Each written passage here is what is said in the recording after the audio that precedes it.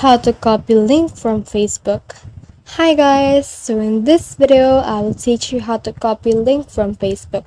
So if you want to learn how it's done, watch this video until the very end. It is pretty quick and simple, so let's go.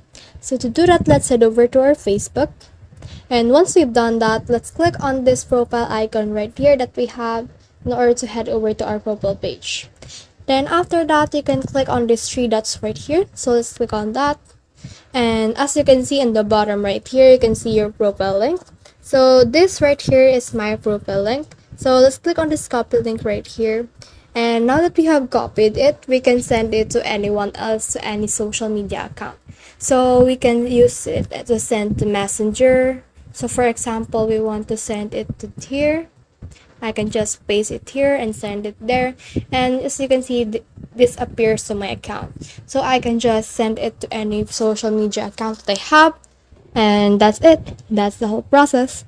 I hope this video helped you to copy link from Facebook. If you have questions or comments, kindly put in the comment section below, and if not, do not forget to subscribe and like. Thanks.